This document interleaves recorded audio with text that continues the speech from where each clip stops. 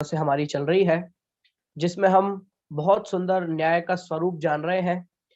जिसमें प्रारंभ में हमने प्रमाण का सामान्य स्वरूप, फिर प्रमाण के दो भेदों में प्रत्यक्ष और परोक्ष प्रमाण की चर्चा में पहले प्रत्यक्ष प्रमाण की चर्चा करते हुए अब हम परोक्ष प्रमाण की चर्चा तृतीय अध्याय पर आए हैं, जिसमें परोक्ष प्रमाण के भेद, स्मृति, प्रत्यभि, तर्क, अनुमान, आगम, उसमें से भी हम तर्क प्रमाण तक पढ़ चुके हैं। अब हमें अनुमान प्रमाण का पढ़ना है आगे। आदरणीय भाई साहब भी हमारे बीच में पधार चुके हैं। मैं आदरणीय भाई साहब से निवेदन करूंगा कि वे अपनी कक्षा को प्रारंभ करें।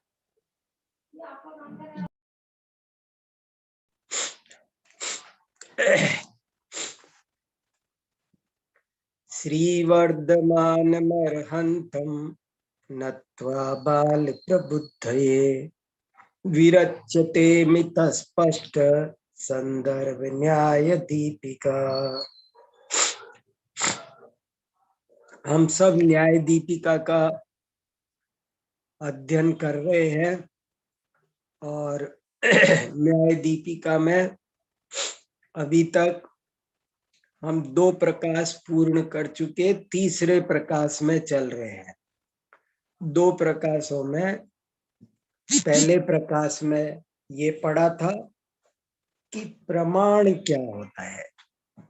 पूरा एक प्रकाश इस बात में लगा कि प्रमाण क्या होता है, क्या होना चाहिए, क्या नहीं होता है, प्रमाण के बारे में क्या गलत मान्यताएं हैं, उन सब का निराकरण करके सही प्रमाण की मान्यता को स्थापित किया गया।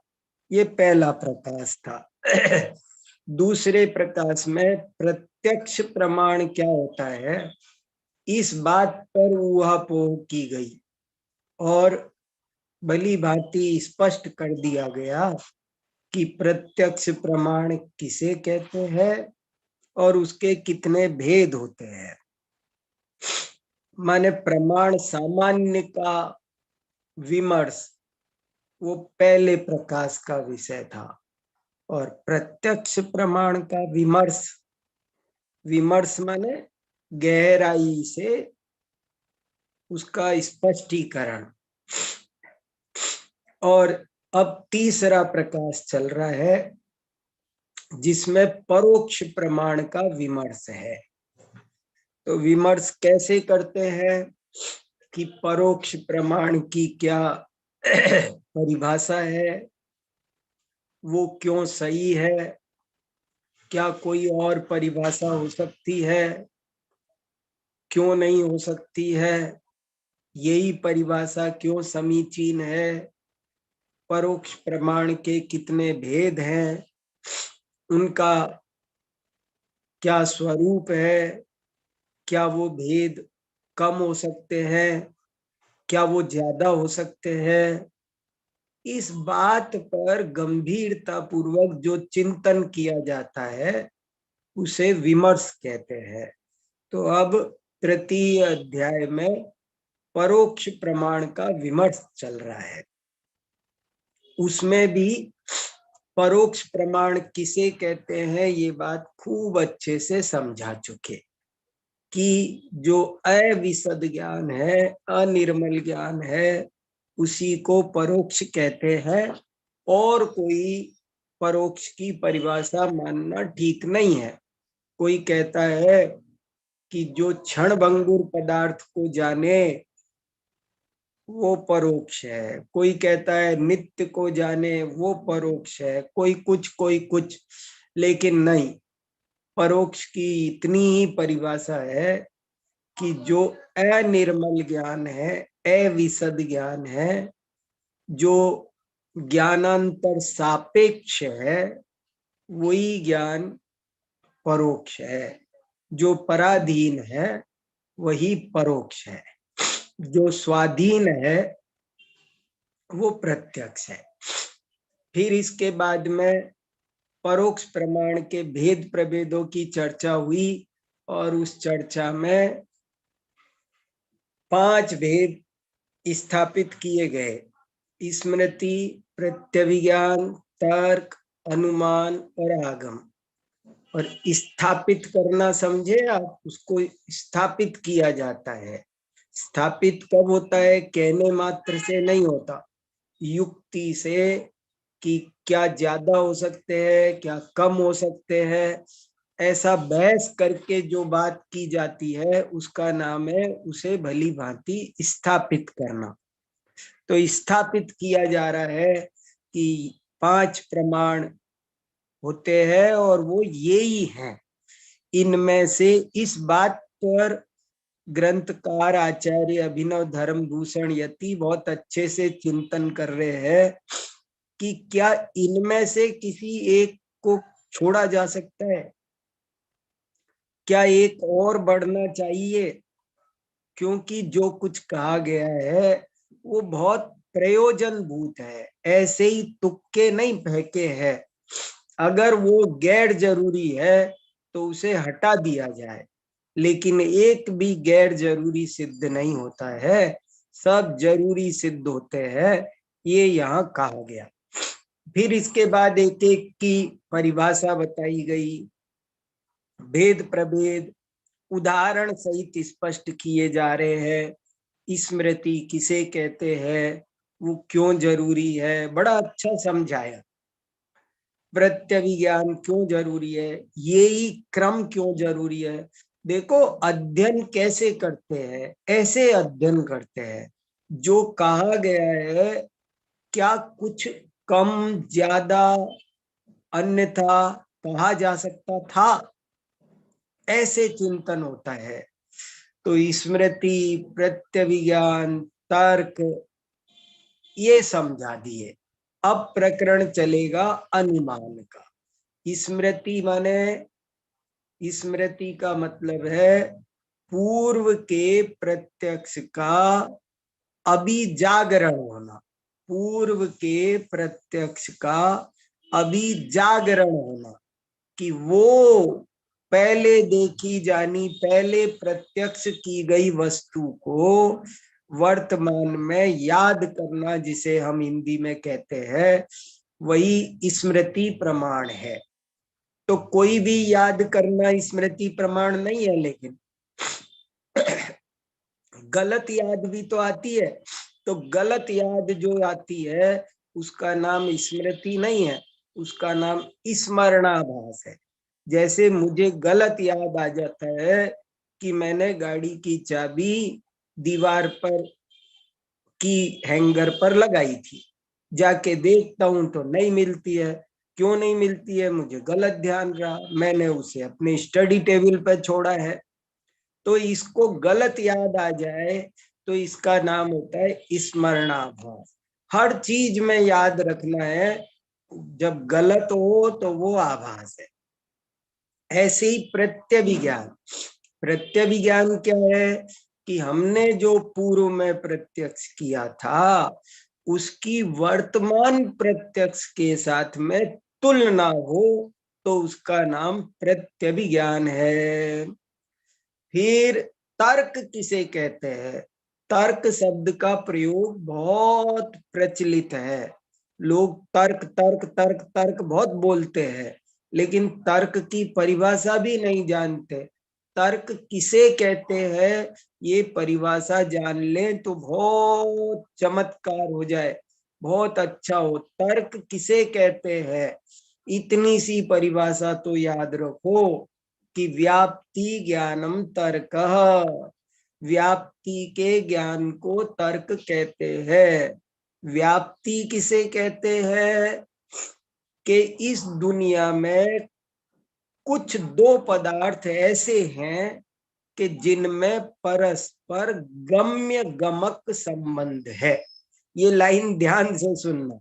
इस दुनिया में कोई दो पदार्थ ऐसे हैं कि जिनका आपस में गम्य गमक संबंध है, एक से दूसरे को जान लिया जाता है, और उनमें वो बहुत पक्का अविनाभाव संबंध है, उसमें कभी कोई अपवाद नहीं होता है। बस इस संबंध का नाम ही व्याप्ति है। ये जो उन पदार्थों में प्राकृतिक वस्तुगत संबंध है, इस संबंध का नाम व्याप्ति है। और इस व्याप्ति को जो समझ लेता है वही सच्चा तार्किक है। समझ लेने का नाम तर्क है। तो अभी इस पर चर्चा चल रही है कि तर्क क्या है, और वो चर्चा करीब करीब पूरी हो गई। अंतिम एक पैराग्राफ बचा है जिसमें बौद्ध लोग ये कह रहे हैं कि तर्क को अलग से प्रमाण मानने की जरूरत नहीं है। वो क्या कहते हैं, उनके यहाँ दो ही प्रमाण माने हैं, प्रत्यक्ष और अनुमान। तो वो कह रहे हैं तर्क नाम का प्रमाण अलग से मानने की जरूरत नहीं है। देखो, न्याय शास्त्र के सभी विद्यार्थियों को इन सब बातों पर शांति से चिंतन करना चाहिए। अपना चिंतन काम आएगा कि क्या कहना चाहते हैं। और बल्कि सच्चा न्याय शास्त्र का विद्यार्थी वो है जो अभिनव धर्मभूषण यति महाराज से भी प्रश्न करे कि आप सही बता रहे हो कि गलत, हमको इनसे भी बहस करनी है। तो बौद्ध क्या कहते हैं कि अलग से तर्क प्रमाण को मत मानो। तो हमने पूछा फिर वो काम कौन करेगा तर्क का काम? तर्क के बिना अनुमान नहीं होगा, तो फिर तर्क का काम कौन करेगा ये बताओ। आप समझ गए ना, ये जो 5 परोक्ष प्रमाण है ये सब पूर्व पूर्व पर निर्भर करते हैं। स्मृति के बिना प्रत्यभिज्ञान नहीं होता, प्रत्यभिज्ञान के बिना तर्क नहीं होता, स्मृति प्रत्यभिज्ञान तर्क के बिना अनुमान नहीं होता। तो बौद्ध अनुमान को तो प्रमाण मानते हैं ना। तो उनसे पूछा कि आप अनुमान को तो प्रमाण मानते हो, फिर क्या होगा, फिर तर्क का काम कैसे चलाओगे? तब वो ये 18वां पैराग्राफ बोल रहे हैं। बौद्धास्तु प्रत्यक्ष पृष्ठभावी विकल्प। आज तो बहुत बढ़िया स्क्रीन लगाई है, मोटे मोटे अक्षर देखो, सब लोग बहुत आराम से देखो, मन लगा के पढ़ो। स्वाध्याय करने में, अध्ययन करने में असंख्य कर्मों की निर्जरा होती है। इस समय अपने उपयोग को कहीं मत जाने दो, इन पर लगाओ, बहुत लाभदायक है। बौद्धास्तु, बौद्ध लोग ऐसा कहते हैं। क्या कहते हैं? प्रत्यक्ष पृष्ठभावी विकल्प व्याप्तिम गृह्णाति इति मन्यन्ते। बौद्ध लोग तो ऐसा मानते हैं कि प्रत्यक्ष के पृष्ठभावी, प्रत्यक्ष के बाद में होने वाला, भावी माने होने वाला, जो विकल्प है वही व्याप्ति को ग्रहण कर लेगा, ऐसा वे मानते हैं। ते एवं पृष्ठव्या। अब देखो यहाँ क्या लिखा है, ता एवं पृष्ठव्या, और मैंने क्या पढ़ दिया, ते एवं पृष्ठव्या। तो कोई विद्यार्थी क्या करता है कि कोई तो ये समझ लेता है कि गुरुजी गलत पढ़ रहे हैं, और कोई क्या समझता है कि गुरुजी सही पढ़ रहे हैं, यहाँ गलत लिखा हुआ है, और उसको ते लिख देते हैं। आपको ये दोनों बातें अच्छे से समझनी है, ये दोनों काम गलत है। ना तो गुरुजी गलत पढ़ रहे हैं, ना यहाँ गलत छपा हुआ है। अरे गजब की बात है, फिर क्या बात है? फिर यहाँ पर संधि हो रही है। जब आगे ए होता है तो पूर्ववर्ती एकार का लोप हो जाता है, अकार में अकार बन जाता है। तो ते था वो तय रह गया। ऐसा मान लो सर्वे एव होता तो क्या बनता है? सर्वे एव का सर्व एव बन जाएगा। ए से पहले ए नहीं आता है संस्कृत में संधि करने से लिए, इसलिए एक ए लुप्त हो गया। एवं माने इस प्रकार, एवं माने और नहीं, हिंदी में और बोलते हैं, या एवं माने इस प्रकार। ते एवं पृष्ठव्या, वे इस प्रकार पूछने योग्य हैं। क्या पूछने योग्य है? स ही विकल्प किम अप्रमाणम उत्प्रमाणम इति, कि भैया ये बताओ हे बौद्ध भाई, वो जो तुम प्रत्यक्ष के बाद में होने वाले विकल्प को व्याप्ति ग्रहण करने वाला बताते हो, तो वो विकल्प किम अप्रमाणम उत्प्रमाणम। अब देखो, ये पढ़ना भी अगर शुद्ध आता होगा ना, संस्कृत कठिन लगने का एक बहुत बड़ा कारण है अशुद्ध वाचन, अशुद्ध पाठन, अशुद्ध पढ़ने से अशुद्ध पठन। अगर हम अशुद्ध पढ़ेंगे तो हमको संस्कृत कठिन लगेगी लगेगी, शुद्ध पढ़ेंगे तो बहुत सरल लगने लगेगी। साई विकल्प किम अप्रमाणम उत्प्रमाणम इति, कि वो विकल्प अप्रमाण है या प्रमाण है, ऐसा हम उनसे पूछते हैं। यदि अप्रमाणम, अब देखो, यद्यप्रमाणम, छोटी छोटी 10-20, देखो ज्यादा ना आए, लेकिन जिसको मोटी मोटी संधि समास भी नहीं आते ना भैया, वो तो बहुत खतरे में है। देखो, मैं आपको साफ साफ बता देता हूँ, आप न्यायदीप का पढ़ तो रहे हो, लेकिन जिसको थोड़ी सी भी संधि समास नहीं आते होंगे, जरा से भी, को तो दिक्कत होगी भाई। इसलिए इनको एक दिन कभी अकेले में शांति से पढ़ लेना चाहिए।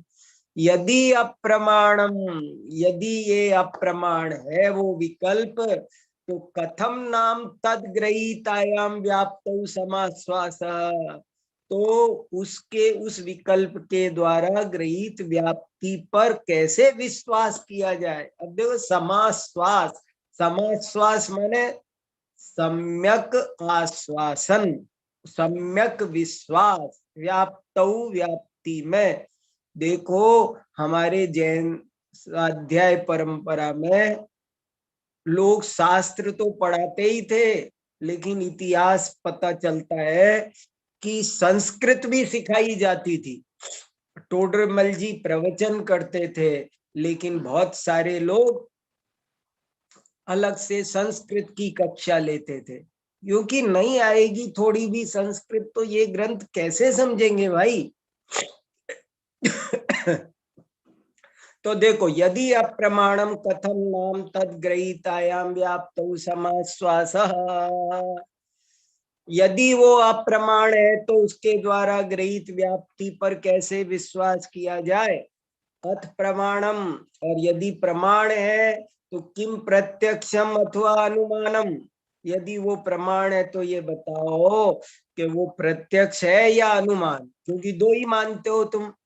न तावत प्रत्यक्षम अस्पष्ट प्रतिभासत्वात्, वो प्रत्यक्ष तो है नहीं, क्योंकि उसका प्रतिभास अस्पष्ट है।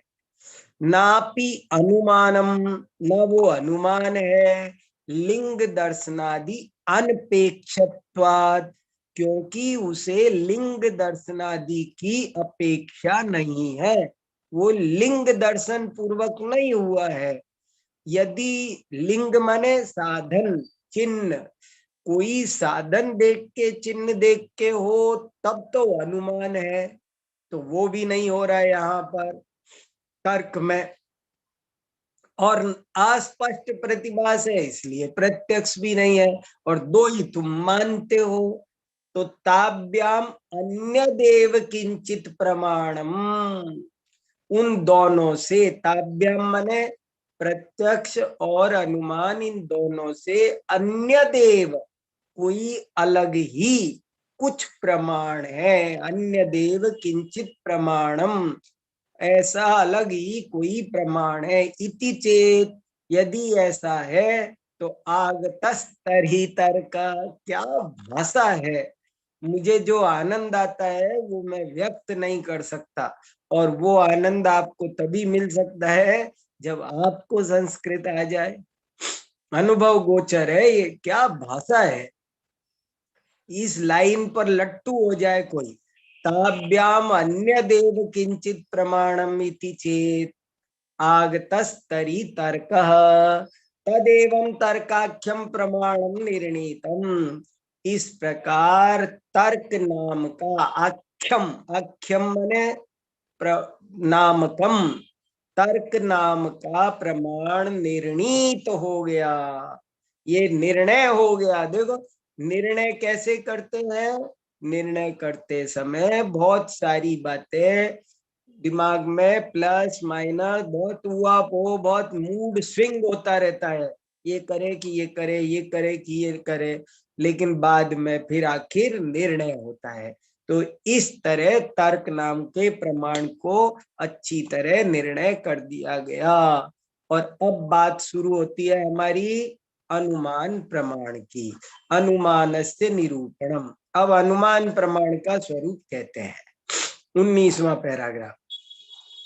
इदानीम अनुमानम अनुवर्ण्यते। ओ हो। इदानीम अब अनुमान का अनुवर्णन करते हैं। जैसा वर्णन पूर्वाचार्यों ने किया है उसके अनुसार वर्णन करते हैं, इसलिए शब्द दिया। कितना सोचकर ज्ञानी लोग एक एक मात्रा अक्षर का प्रयोग करते हैं। इदानीम अनुमानम अनुवर्ण्यते। क्या है महाराज बताओ। साधनात् साध्य विज्ञानम अनुमानम। साधन से साध्य का विज्ञान। विज्ञान माने व्यवसायत्मक ज्ञान, पक्का ज्ञान, उसे अनुमान कहते हैं। दुनिया में अनुमान शब्द का प्रयोग भी बहुत चलता है, लेकिन वहां अनुमान का मतलब लोग कहते हैं अंदाजा। अंदाजा, ये वो अंदाजा नहीं है, ये अनुमान विज्ञान है। अनुमान अंदाजा मात्र नहीं है। ऐसे जैसे कोई कहे ना, मैं बहुत कहता रहता हूं कि अंदाजे और अनुमान में बड़ा अंतर है। जैसे मैं कहूं कि मेरा अंदाजा है कि आज बारिश आएगी और फिर नहीं आई, तो कोई मुझसे कहे कि आपने कहा था कि आज बारिश आने का अंदाजा है, तो मैं जी हिला दूंगा। ओ तो वो तो मेरा अंदाजा था, नहीं आई तो मैं क्या करूं। ऐसे नहीं चलता। अंदाजे में जो कथन किया जाता है उस कथन को न्याय शास्त्र में प्रतिज्ञा कहते हैं, और वो टूट जाए तो उसका नाम व्यभिचार कहा जाता है। देखो अनुमान जिसने नहीं समझा उस समझ लो उसको न्याय शास्त्र समझ में नहीं आया। न्याय शास्त्र की जान है अनुमान। कितनी बड़ी बात है। जो कथन किया जाता है कि आज बारिश होगी, इसको क्या कहते हैं, प्रतिज्ञा। क्यों बोला, तुझे नहीं पता था तो। पक्का पता नहीं हो तो बोलना नहीं चाहिए, और अगर पता था तो अब बारिश आना चाहिए। नहीं आएगी तो तुमको ज्ञान के अर्थ में व्यभिचारी कहा जाएगा। देखो एक शारीरिक व्यभिचार होता है, एक ये ज्ञानात्मक व्यभिचार है। आपने जो कहा वो आपकी बात सिद्ध नहीं हुई तो ये इसको दोष माना जाता है। क्या लिखते हैं आचार्य, कैसी कैसी बातें हैं। ये अनुमानम इति लक्ष्य निर्देश साधनात् साध्य विज्ञानम इति लक्षण कथनम। ये माने यहाँ अनुमानम इति लक्ष्य निर्देश है। अनुमान ये लक्ष्य निर्देश है, और साधन से साध्य का विज्ञान ये लक्षण कथन है। क्या होगा, तो कहते साधनात् धूमादेर लिंगात साध्यज्ञादौ लिंगिनी यद विज्ञानम जायते तद अनुमानम। साधन से, धूमादि रूप साधन से, साधनात् धूमादेह साधन भूत धूमादि से, लिंगात ये लिंग है। देखो साधन कहो, हेतु कहो, लिंग कहो, अपनी डायरी में एक पर्यायवाची कोष बनाओ। एक शब्दकोश, जिनको न्याय शास्त्र सीखना हो उन्हें न्याय शास्त्र का एक शब्दकोश बनाना चाहिए, एक पर्यायवाची कोश बनाना चाहिए। साधन कहो, हेतु कहो, लिंग कहो, ये पर्यायवाची है। क्या समझा रहे देखो। कह रहे हैं ये साधनात् धूमादेर लिंगात साध्ये अग्न्यादौ लिंगिनी यद विज्ञानम जायते तद अनुमानम, के जो साधन भूत लिंग से साध्य भूत लिंगी में, अग्नि आदि में जो ज्ञान होता है उसे ही अनुमान कहते हैं। तस्यैव अग्न्यादि अव्युत्पत्ति विच्छित्तीकरणत्वात्।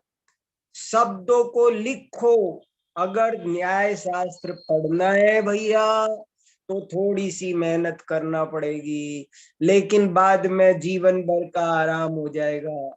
एक ग्रंथ अगर अच्छी तरह पढ़ लिया, ये समझ लो जिसने न्याय दीपिका को जाएगा, उसको आगे कुछ समझ नहीं पड़ेगी, इतना गजब का है। लेकिन इसका एक एक अक्षर छोड़ो मत, अच्छे से समझो।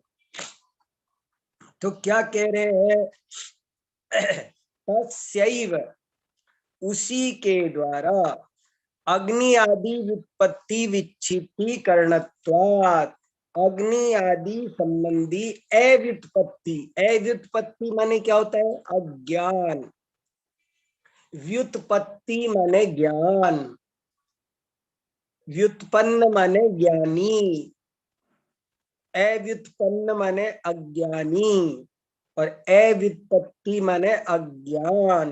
कितना अब ये सब शब्द आने चाहिए, हमेशा को आराम हो जाए।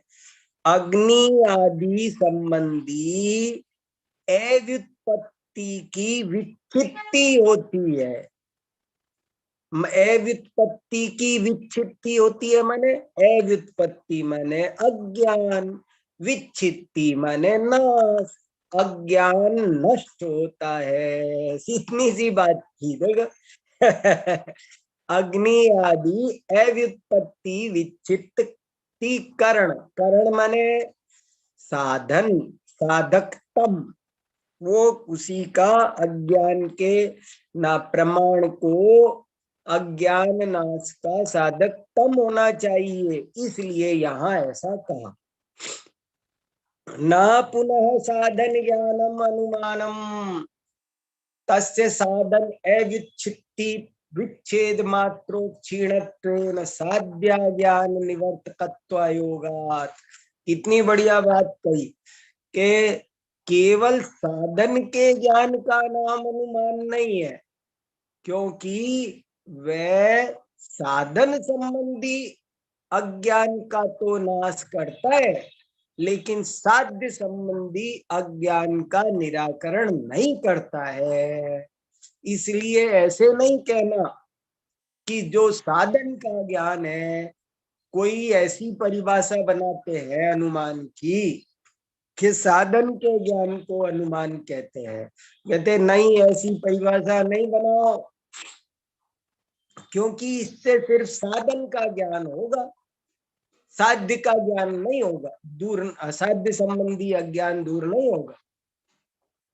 ततो, ततो माने इसलिए, इस कारण से, यदुक्तम नैयायिकैः, यदुक्तम जो कहा गया है, नैयायिकैः 3/3 नैयायिकों के द्वारा क्या कहा गया है, लिंग परामर्शो अनुमानम, लिंग परामर्श, परामर्श माने ज्ञान। देखो परामर्श माने भी ज्ञान है। अब ये किसको पता, ये सब पता होना चाहिए। परामर्श, परामर्श माने ज्ञान, लिंग के ज्ञान को अनुमान कहते हैं। इति अनुमान लक्षणम, ऐसा नैयायिकों ने जो अनुमान का लक्षण बनाया है। तद अविनीत विलसितम इति निवेदितम भवति, वह अविनीत विलसित है, ऐसा हमने कहा अविनीत विलसित माने विनीत माने होता है अच्छा विद्यार्थी, जिसको भली प्रकार सन्मार्ग पर लगाया जा सके, उसको कहते विनीत। और अविनीत माने ऐसा अयोग्य विद्यार्थी जिसे कैसे भी करके मार्ग पर नहीं लगाया जा सकता। तो अविनीत अयोग्य व्यक्ति का ये विलास है, विलसितम कथनम इति निवेदितम भवति, ऐसा हम कहना चाहते हैं।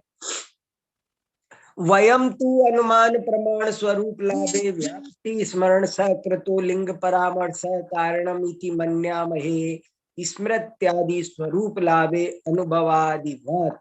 हम तो अनुमान प्रमाण के कोई स्वरूप लाभ में व्याप्ति के स्मरण के साथ जो लिंग परामर्श होता है उसे कारण मानते हैं, क्योंकि स्मृति आदि के स्वरूप लाभ में जैसे अनुभवादि को माना जाता है।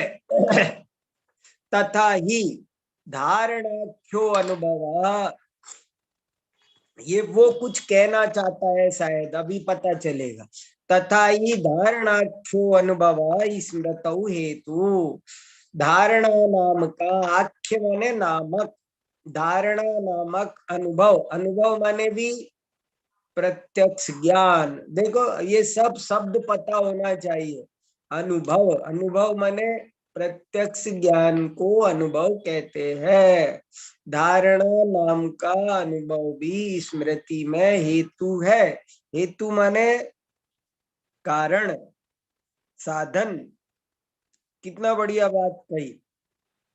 तादात्विक अनुभव स्मृति प्रत्यभिज्ञाने, तादात्विक वर्तमान काल का अनुभव और स्मृति प्रत्यभिज्ञान में कारण है। स्मृति प्रत्यभिज्ञान अनुभव साध्य साधन विषयास तर्के, स्मृति प्रत्यभिज्ञान अनुभव ये साध्य साधन के विषय है, ये तर्क में कारण है। तद्वत लिंग ज्ञानम व्याप्ति स्मरणादि सकृतम अनुमानोत्पत्तौ निबंधनम इत्येतत् सुसंगतम एव। ये थोड़ा सा आगे बढ़ाओ टेक्स्ट। स्मृति प्रत्यभिज्ञान अनुभवा साध्य साधन विषयास्तर्के तद्वत लिंग ज्ञानम, तद्वत लिंग ज्ञानम, तद्वत, तद्वत माने अब देखो ये कैसे संधि है। तद्वत, तद्वत उसकी तरह, उसी प्रकार, उसी की तरह, उसी तरह से लिंग ज्ञानम, लिंग माने साधन हेतु, लिंग ज्ञान व्याप्ति स्मरणादि से कृतम, व्याप्ति स्मरणादि के साथ में अनुमानोत्पत्तौ निबंधनम, अनुमान की उत्पत्ति में निबंधन, निबंधन माने कारण। ये सब शब्द एक बार जो शब्द आ जाए वो शब्द अब दोबारा जिंदगी में कभी भी पढ़ने मिले तब दिक्कत नहीं आनी चाहिए। ये अच्छे विद्यार्थी का पहला लक्षण। देखो जो शब्द हमारी ध्यान में पहली बार आ रहे हैं उसका अर्थ समझ में नहीं आए तो आप निर्दोष हो, क्षम्य हो। लेकिन जो शब्द पहले पढ़ चुके हैं वो दोबारा अगर आए और फिर भी उसका अर्थ नहीं आए तो वो विद्यार्थी क्षम्य नहीं है। देखो तो निबंधन, और इतना काम कर लिया तो न्याय शास्त्र जल्दी जल्दी आ जाएगा। निबंधन माने कारणम, कारण। इति एतत् सुसंगतमेव, इस प्रकार सारी बात सुसंगत ही है। 20वां पैराग्राफ, शंका आ रही है। ननु भवतां मते साधनम एव अनुमाने हेतु न तु साधन ज्ञानम, साधनात् साध्य विज्ञानम अनुमानम इति वचनात्।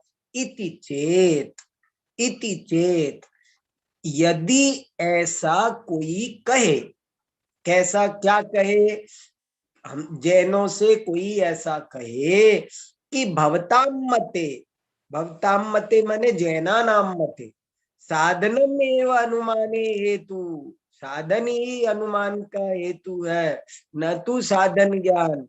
तो साधनात् साध्य विज्ञानम अनुमानम इति वचनात्, क्योंकि आपने ऐसा साफ साफ बोला है। तो उत्तर न साधनात् इत्यत्र निश्चय पथ प्राप्तात् धूमादे रीति विवक्षणात्। गजब की बात है। यहाँ साधन हमने लिखा है परिभाषा में, लेकिन वो उसमें कि देखो कोई भी बात जब कहते हैं ना, वक्ता की बड़ी मुसीबत है, पूरी बात कभी कह नहीं पाता है, बहुत कुछ अनुक्त रह जाता है। हम जब भी कोई बात कहते हैं तो उसमें 5% भी नहीं कह पाते हैं, 95% बात अनुक्त रह जाती है। हमने कहा साधन से साधन का साध्य का ज्ञान अनुमान है, तो साधन से माने, तो वो पकड़ रहा था कि आपने साधन से ही लगा दिया। तो वो जैन आचार्य उत्तर दे रहे नहीं, हमारा अभिप्राय है निश्चय पथ प्राप्त धूमादे रीति विवक्षणात्, के हमारी यहाँ ये विवक्षा है भैया, अंडरस्टूड है ये बात क्या, कि कोई भी साधन नहीं, बल्कि जो निश्चय पथ को प्राप्त है धूमादि, वो ही साधन है और कोई साधन नहीं है।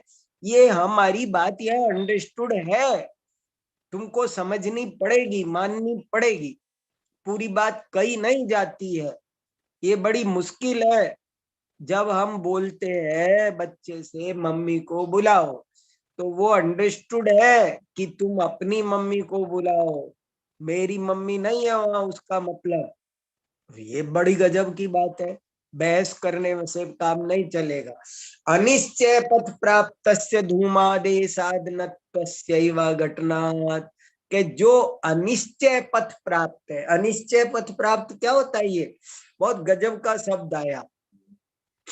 पहले आया निश्चय पथ प्राप्त, अब आया अनिश्चय पथ प्राप्त।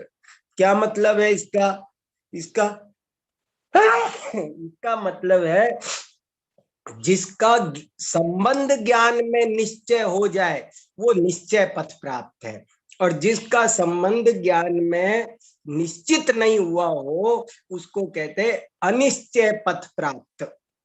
तो वो बात बताई जा रही है। तथा च उत्तम, कितना देखो, तथा च उत्तम तत्वार्थ श्लोक वार्तिके, वही बात कही गई है तत्वार्थ श्लोक वार्तिक में। क्या कहा है, साधनात् साध्य विज्ञानम अनुमानम विदुर्बधा, ये बात श्लोक वार्तिक में भी कही है कि साधन से साध्य के ज्ञान को विद्वान लोग अनुमान कहते हैं। साधना साधन से साध्य के ज्ञान को अनुमानम विदु, विदु माने कथयंती जानंती के बुधा ज्ञानिनः इति, ऐसे करके बहुत अच्छा अच्छा समझा रहे। देखो साधनात् साधनात् ज्ञायमानात् धूमादेः साध्य अज्ञादौ लिंगनी यद विज्ञानम तद अनुमानम, जो साधन है जिस जो ज्ञायमान है, जिसे हमने अच्छी तरह जान लिया है, ज्ञात होना चाहिए वो साधन है। ये बात हमको साधन रूप, जैसे धुआं से अग्नि का ज्ञान हो जाएगा क्या, देखो निश्चय पथ और अनिश्चय पथ समझाता हूँ आपको, बहुत जरूरी है ये समझना। ये ज्ञायमान शब्द का क्या मतलब है ये समझना जरूरी है। धुआं से अग्नि का ज्ञान हो जाएगा क्या, कि यदि निश्चय पथ प्राप्त होगा तो हो जाएगा, और निश्चय पथ प्राप्त नहीं होगा, अनिश्चय पथ प्राप्त होगा, अज्ञायमान होगा, तो नहीं होगा। जिसको धुआं का अग्नि के साथ जो संबंध है, वो संबंध जिसने निर्णय कर लिया होगा, वो तो धुआं देखकर अग्नि जान जाएगा। और जिसको धुआं और अग्नि का संबंध नहीं पता है, वो धुआं देखकर भी धुआं का ही ज्ञान कर पाएगा, अग्नि का ज्ञान उसको नहीं हो पाएगा। इसलिए यहाँ बार बार उस साधन से साध्य का ज्ञान होता है जो ज्ञायमान है, जो निश्चय पथ प्राप्त है, ये कहा जा रहा है। समझ में आया? किसी को कोई बात नहीं समझ में आई हो तो बोलना भैया। देखो, धूमादे साध्ये अग्न्यादौ लिंगिनी यद विज्ञानम तद अनुमानम अज्ञायमानस्य, बार बार आ रहा है, अनिश्चय पथ प्राप्त नहीं होना चाहिए, अज्ञायमान नहीं होना चाहिए, निश्चय पथ प्राप्त होना चाहिए। ये सब बहुत शांति से दोबारा दोबारा सुनोगे तब सब समझ में आएगा। तस्य साध्य ज्ञान जनकत्वे ही, देखो कितनी बढ़िया बात बता रहे हैं कि केवल साधन से साध्य का ज्ञान नहीं होता, अज्ञायमान का नहीं होगा, अनिश्चय पथ प्राप्त का नहीं होगा। यदि अज्ञायमानस्य तस्य साध्य ज्ञान जनकत्वे, यदि अज्ञायमान साधन को साध्य का के ज्ञान का जनक माना जाए, साध्य के ज्ञान का जनक माना जाए, तो सुप्तादि नाम अग्रहीत धूमादि नाम अपि अग्न्यादि ज्ञानोत्पत्ति प्रसंग।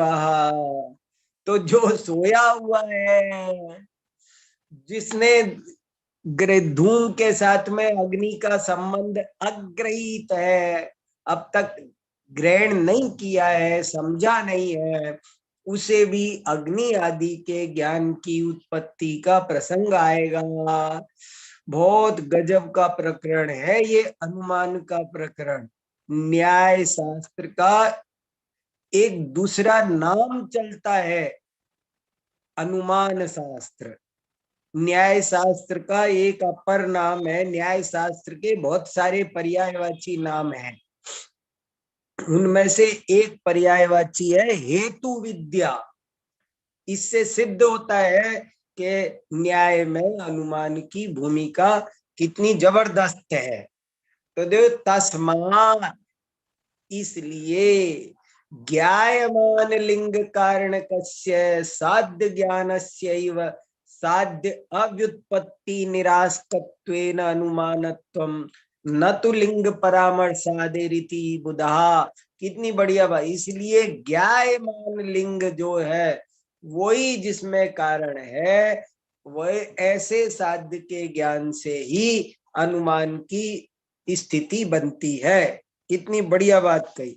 अज्ञायमानस्य तस्य साध्य ज्ञान अजन जनकत्वे ही, है ना। बुधा माने ज्ञानिना, ज्ञान प्रामाणिक, बुधा माने सच्चे, प्रामाणिक। प्रामाणिक माने क्या? प्रामाणिक माने प्रमाण ज्ञान के धारी, प्रामाणिका विदु। रीतिवार्ती का अर्थ कि वे सब प्रामाणिक हैं, प्रमाण ज्ञान सहित है, ऐसा वार्तिक का अर्थ है। इति वार्तिक का अर्थ। अब साधन का लक्षण कथन करते हैं।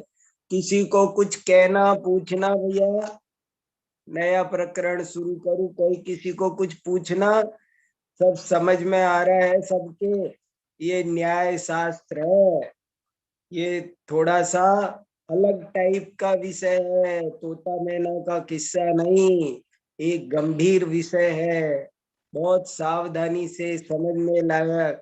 बहुत कम लोग इसको सुन सकते, समझ सकते हैं, भीड़ नहीं सुन समझ सकती इस विषय को। सब समझ में आ रहा है? किसी को कोई बात कहने का हो तो कहो, कोई बात नहीं समझ में आए तो पूछो, लिखो, ये विद्या पूछने से, लिखने से आती है। हाँ, रितु जी कुछ पूछना चाहती है लगता है। जय जिनेन हाँ पंडित जी, बोलिए।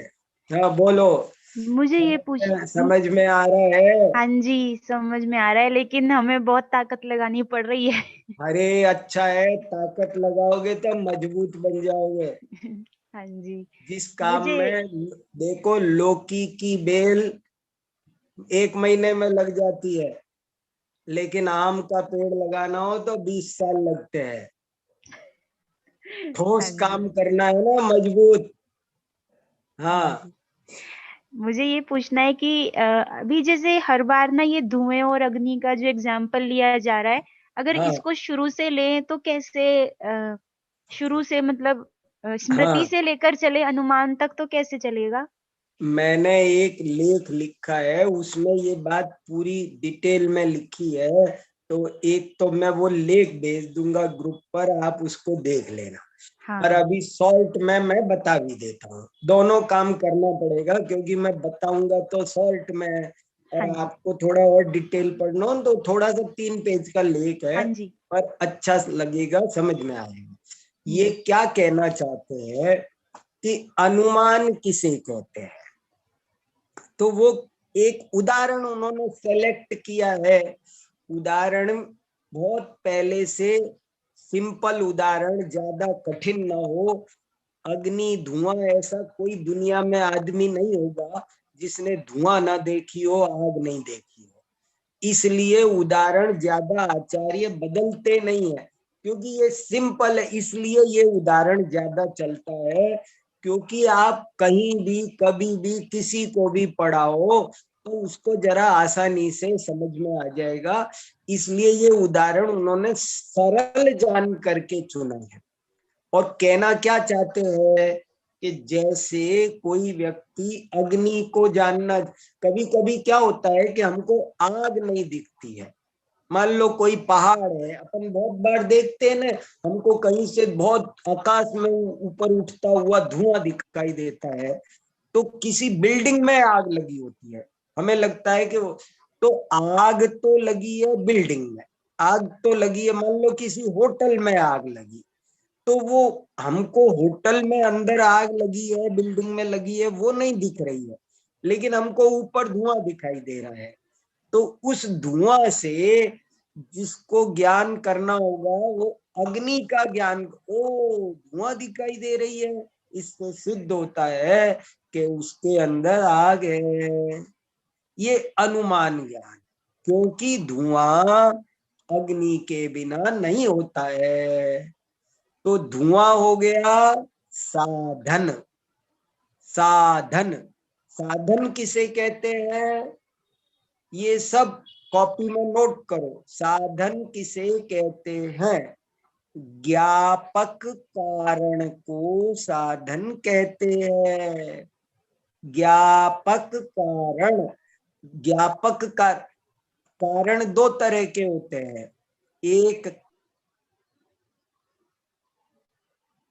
बात को बहुत अच्छे से समझो, कारण दो तरह के होते हैं, एक कारक कारण, एक ज्ञापक कारण।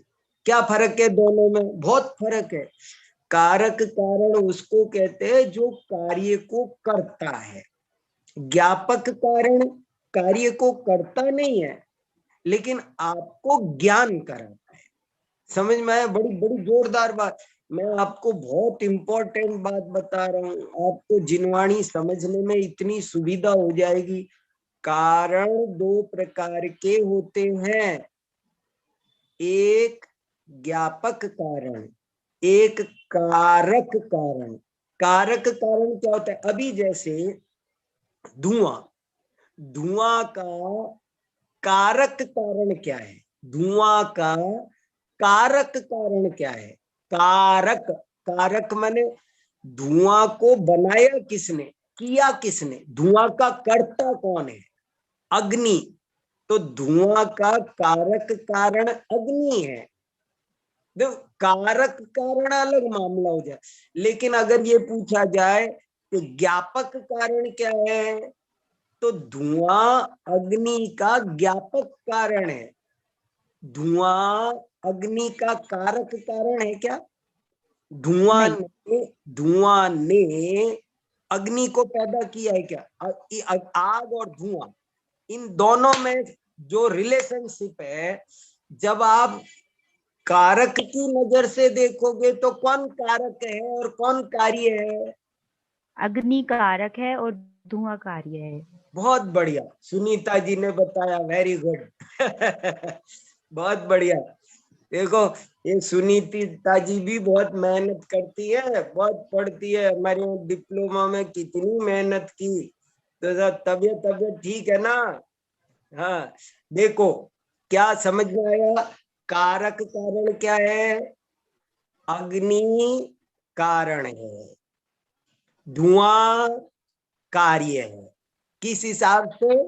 कारक कारण के। अब लेकिन दोनों में ज्ञापक कारण कौन है?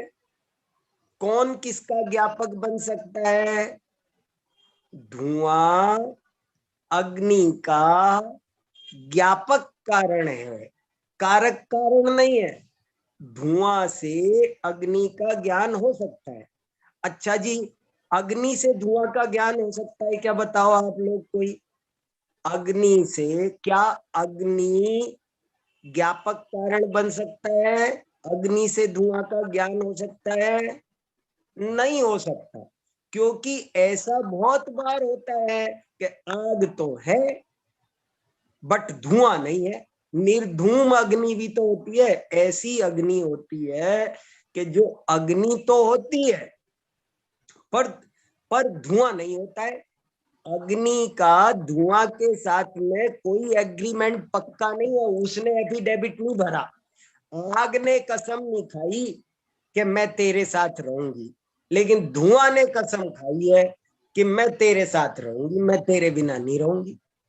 इसलिए धुआं कारण बनता है ज्ञापक कारण का। समझ में आया? ये बहुत इंपॉर्टेंट बात। देखो, ये इतनी बढ़िया बात है, ये बात आपको आज नहीं समझ में आ रही, ये कल जब खूब गहरा स्वाध्याय करोगे, बड़ी बड़ी बातों में उलझोगे, तब समाधान होगा। देखो, ये जितने भी निमित्त शास्त्र है, ज्योतिष, ग्रह, वास्तु, हस्तरेखा, ये क्या है? मान लो ये हस्तरेखा ये बता रही है कि तुम दीर्घायु हो, तुम धनाढ्य हो, तो ये रेखा क्या है? ये ज्ञापक कारण है, कारक कारण नहीं है। ये रेखा ये बता रही है कि तुम धनवान बनोगे, तो धनवान ये बनाएगी क्या हमको? यदि बनाती तो उसको हम कहते कारक कारण। लेकिन ये हमको धनवान बनाती नहीं है, बल्कि हम अपने पुरुषार्थ से धनवान बनेंगे, इस बात का ये ज्ञान कराती है। जैनों के ज्योतिष में और वैदिकों के ज्योतिष में यही अंतर है। वैदिक लोग तो क्या कहते हैं कि शनि, राहु और ग्रह दुख दे रहे हैं, वो तो कहते हैं ये कारक कारण नहीं मानते, क्या मानते हैं? ज्ञापक कारण मानते हैं। ये ज्ञापक कारण है, ये ज्ञान कराते हैं। तो समझ में आई बात? रितु जी, कुछ समझ में स्पष्ट हो गया? और किसी को कुछ कहना? चलो। हाँ जी, अच्छे से स्पष्ट हुआ है। मैं थोड़ा सा इसमें कहना चाहूंगी कि मैंने सही समझा है क्या, कि मतलब जैसे स्मृति है, तो हमने कभी ऐसा देखा कि धुआं जहाँ था वहां अग्नि हमने देखी थी। अब नेक्स्ट टाइम जब कभी देखा प्रत्यभिज्ञान करने के लिए, कि जब हमने एक बार देखा तो हमें याद आया कि अच्छा वहां पे भी हमने ऐसे देखा था कि जहाँ धुआं था वहां अग्नि थी, तो यहाँ भी ऐसे ही होगा कि यहाँ धुआं है, इसका मतलब यहाँ भी अग्नि है, और हमने अग्नि देखी भी। पक्की बात है। तो ये ये व्याप्ति का प्रत्यभिज्ञान तक स्मरण आए हुए हम। बिना अनुमान नहीं बनेगा। व्याप्ति का स्मरण हुए बिना अनुमान नहीं बनेगा। अनुमान के लिए व्याप्ति, व्याप्ति माने क्या? व्याप्ति माने क्या? अविनाभाव। दुनिया में व्याप्ति माने याद रखो, दुनिया में कोई दो पदार्थ ऐसे हैं जिनमें आपस में अविनाभाव संबंध है।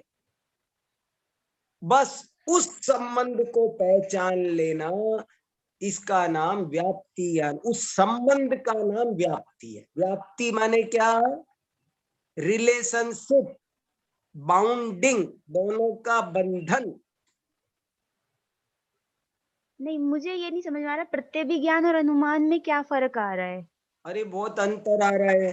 देखो सुनो, प्रत्यभिज्ञान तो क्या हुआ? देखो बहुत बढ़िया सवाल है। प्रत्यभिज्ञान तो सिर्फ ये हो रहा है कि मैंने कल धुआं, देखो सुनो, मैंने कल धुआं देखा था, ये हुई स्मृति। मैंने कल, अच्छा वो धुआं, ये हुई स्मृति। फिर अरे ऐसा ही धुआं मैंने कल भी देखा था, तो इसका नाम प्रत्यभिज्ञान, कि मैंने कल भी धुआं देखा था और आज भी देखा। बस इस काम का नाम हो गया प्रत्य। कल वाला धुआं बहुत काला था, बहुत ज्यादा था, आज वाला धुआं थोड़ा है, सफेद है। ये सब प्रत्यभिज्ञान। और तर्क क्या होगा?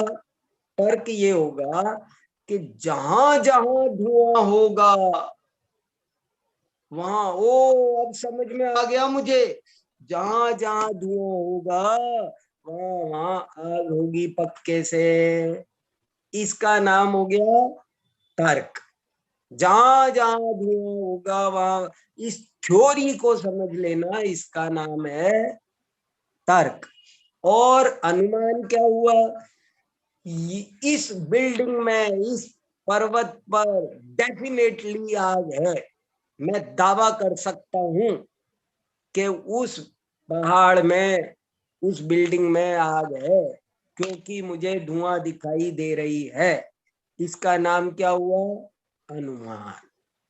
तो जो प्रत्यभिज्ञान के समय पे अग्नि सामने आई होगी, हाँ अग्नि धुएं के साथ साथ अग्नि को भी हमने देखा ही होगा, तभी हम हाँ, तर्क पे पहुंचे, डेफिनेट, मतलब हम श्योर हुए इस चीज से।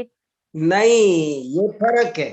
प्रत्यभिज्ञान केवल कंपेयर करके रह जाता है, उसके संबंध, उसमें एक शाश्वत संबंध है, त्रैकालिक संबंध है। ये निर्णय प्रत्याय करना प्रत्यभिज्ञान का काम नहीं है। अच्छा, प्रत्यभिज्ञान सिर्फ इतने में काम हो जाएगा, कल भी देखा था, आज भी देखा। लेकिन जब वो दावा नहीं कर पाएगा कि जब जब धुआं होगा तब तब अग्नि गारंटी से होगी। ये जो गारंटी लेने का काम है, देखो बाजार में एक चीज 100 रुपए की मिलती है और एक चीज 500 की मिलती है। एक चार्जर बाजार में फोन का 100 रुपए में भी मिलता है, एक चार्जर 1000 रुपए में भी मिलता है। क्या फर्क है दोनों में? कि वो 1000 रुपए वाले की गारंटी है। ये गारंटी लेने का काम कौन करता है?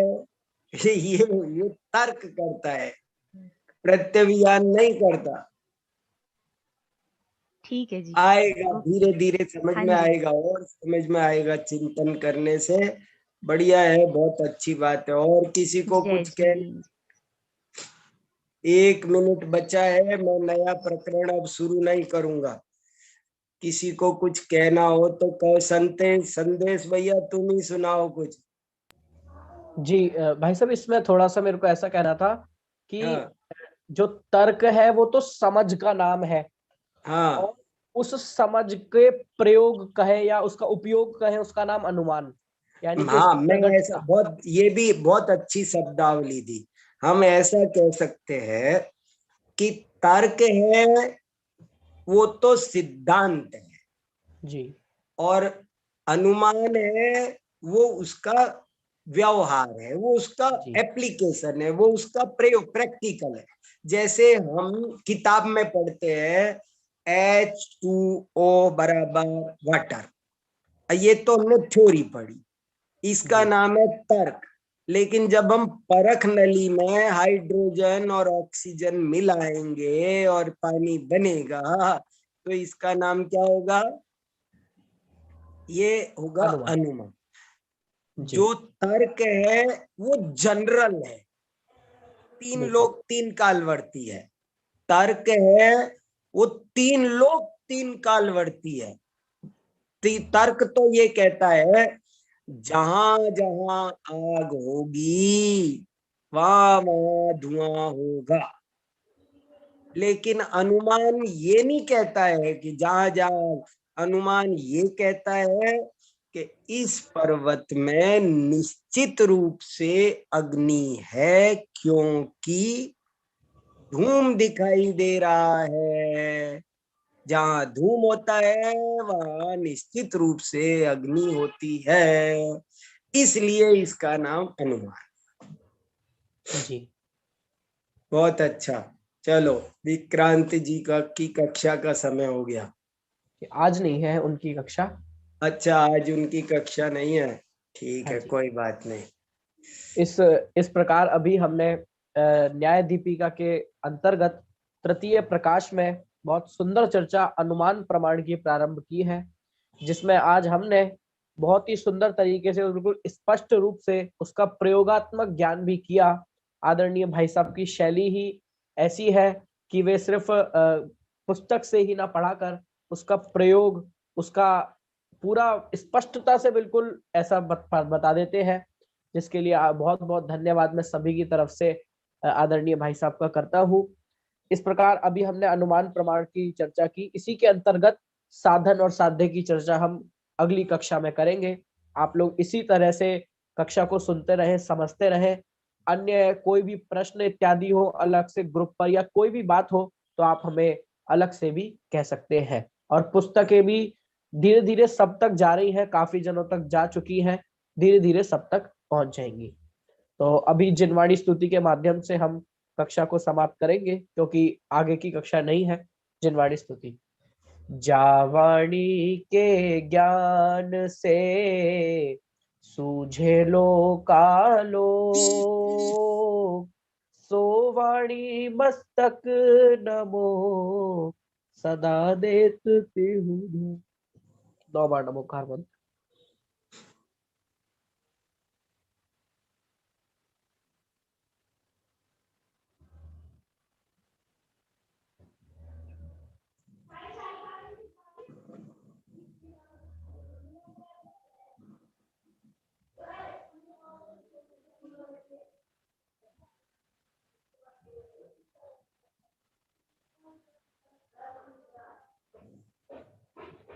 जय बोलिए जिनवाणी माता की जय हो। जय हो। महान जैन धर्म की